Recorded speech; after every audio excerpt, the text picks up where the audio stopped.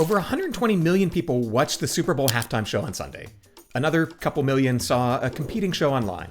By Monday morning, America had already split into two camps. Some declared it a cultural celebration, while others called it an affront to everything American. And that went for both shows.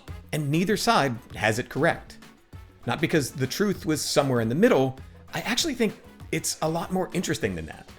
There's a 7-year-old psychology experiment that explains exactly how two groups of people watched the same 13 minutes and saw completely different shows. And there's an irony buried in the two halftime performances that nobody's talking about, and one that actually might be the most important thing that either side could hear right now. Let me explain. So, Super Bowl happened. Seahawks won, wasn't close. Cool. Nobody's talking about that. All the attention is on what happened between the second and third quarters. But let's back up. When the NFL announced last fall that Bad Bunny would headline the Super Bowl halftime show, a very predictable thing happened. The announcement immediately became a flashpoint in America's ongoing cultural divide. Objections ranged from the vaguely economic, why pick someone who most Americans don't know, to explicitly cultural, that Spanish lyrics don't belong on America's biggest stage, to, let's be honest, even more racist perspectives. Following the show, the President of the United States called it absolutely terrible, one of the worst ever on Social Truth. Jake Paul, a man who literally lives in Puerto Rico, called Bad Bunny a fake American citizen who publicly hates America. Going back to the NFL's choice, the reality is that Bad Bunny is the most streamed artist on the planet. 4 out of 5 years, he's topped Spotify's list. He just won a Grammy for Album of the Year.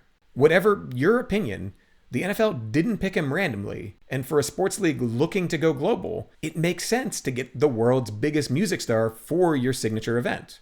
So, in response, we ended up with 2 halftime shows for 2 Americas.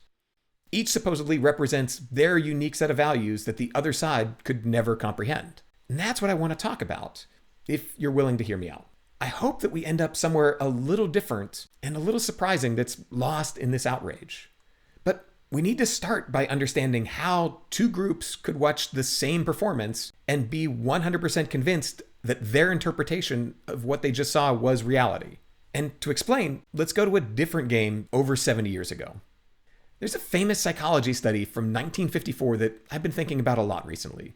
It's called They Saw a Game by Albert Hasdorf and Hadley Cantrell. Here's the setup. It's 1951. Dartmouth is set to take on Princeton in football. It was a huge deal. Princeton was undefeated, their quarterback was an All-American, and he'd been on the cover of Time magazine. This was his final game. The game itself was brutal. All kinds of penalties. Princeton's star left the game with a broken nose and concussion. A Dartmouth player broke his leg in the third quarter. Tempers flared. Both campuses erupted in accusations afterwards. So, a week later, Hasdorf and Cantrell did something simple. They had the students from both schools watch a film of the game. Exact same footage, same plays, same hits, and they asked them to count the penalties they observed. Princeton students saw Dartmouth commit more than twice as many as Dartmouth students counted. Same film. Yet, based on the comments and the data, it was like they saw a completely different game.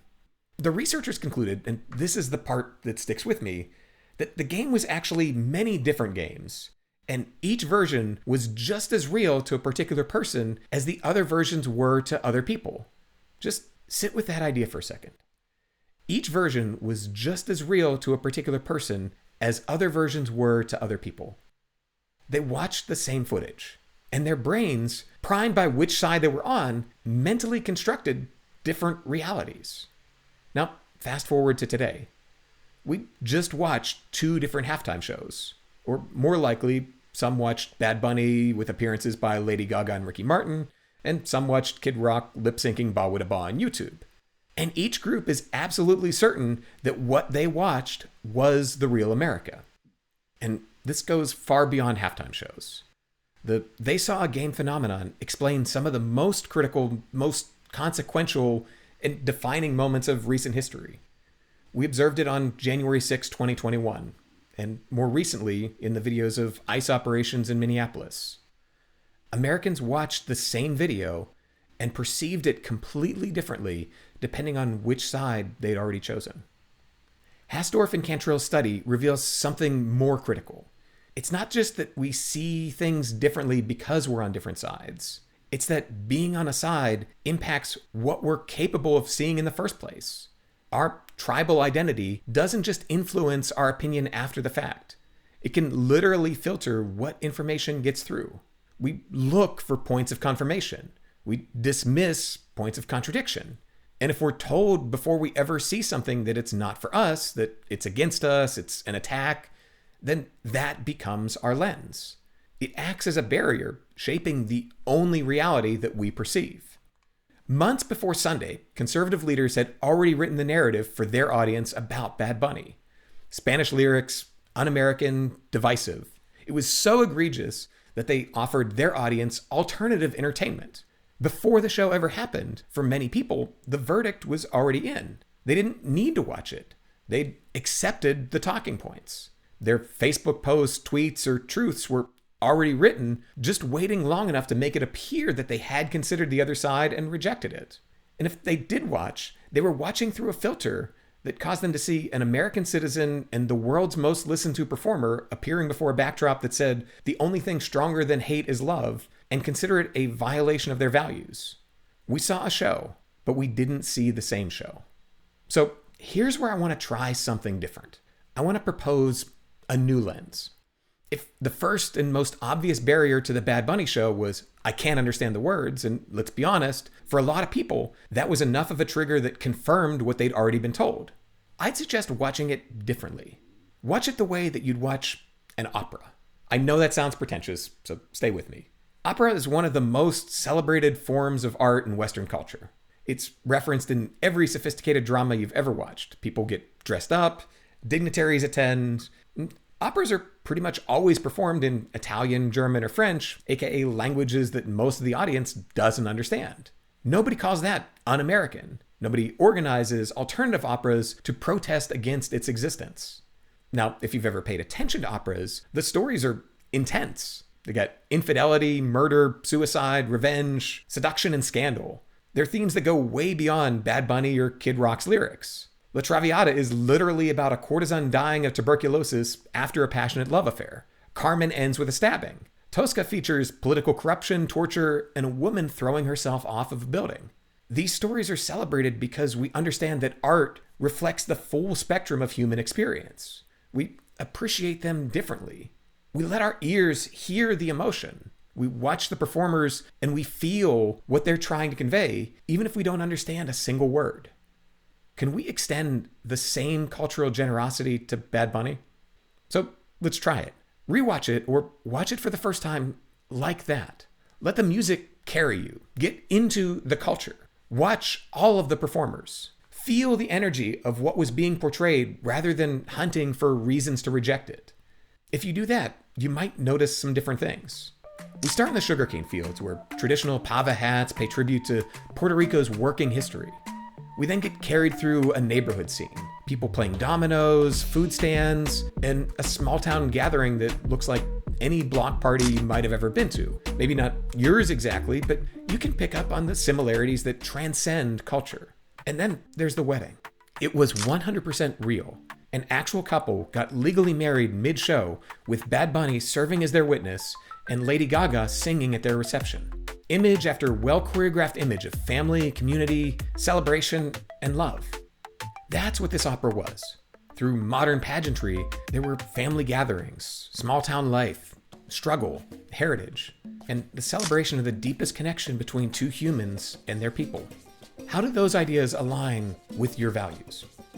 And there's one final aspect that's been bothering me, and it's why I decided to share this. Because there's an incredible irony that both sides potentially missed. So let me ask you something.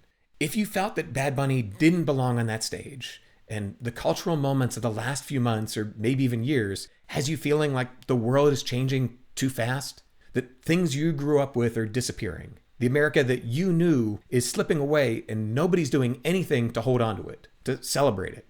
If that's you, then you need to hear what Benito actually sang at the end of the show. He closed with the title track from his Grammy-winning album, Debí Tirar Más Fotos. It translates, I should have taken more pictures. And here's what it's about. Imagine sitting on a back porch in San Juan, watching the sunset, thinking about the nights you used to have.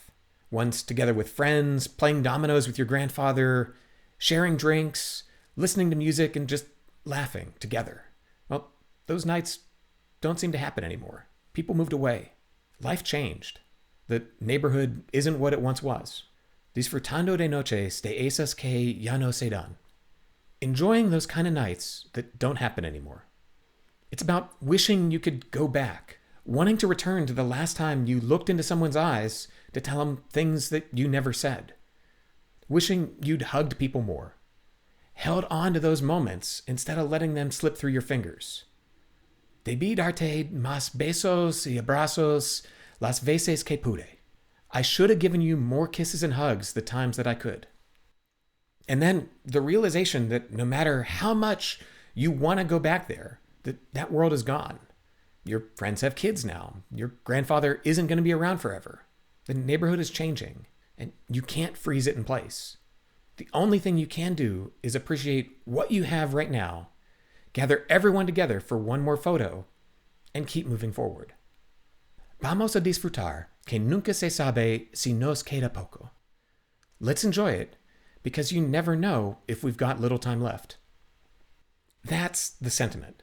That aching nostalgia for a world that's changing faster than you can hold on to it, and wishing for the old days, and a love for your people and your place and your way of life. That's the exact same feeling driving so many who say they can't connect with Bad Bunny. The man they rejected is singing their song. He's singing about wanting to preserve a way of life, about being afraid it's disappearing, about the importance of family and home and community and holding on to people you love while you still can. He just happens to be singing it in Spanish about Puerto Rico instead of a small Midwestern town. But those lyrics, just imagine if this were a song you're hearing for the first time during the Turning Point USA show. What would you think if over country guitar, someone was emotionally singing in English? Enjoying those kinds of nights that don't happen anymore. I should have given you more kisses and hugs the times that I could. I hope my people never move. And if I get drunk today, well, that they help me. I should have taken more pictures when I had you. Debí tirar más fotos cuando te tuve. Abrázalos tanto, tan fuerte y tan cerca como puedes. Hasta que no puedes más. Hold them as long and as strong and as close as you can, till you can't. Oh wait, that last lyric was a Spanish translation from the closing song of the Turning Point USA show, with Kid Rock performing Cody Johnson's Til You Can't. We've become so focused on what divides us that our filter keeps us from hearing that the message is the same. We're so desperate to fight for values that we feel are uniquely ours, but if we pull back the barrier, we can discover something quite different. And that difference is similarity. We all saw a game, but do me a favor and go rewatch it as an opera.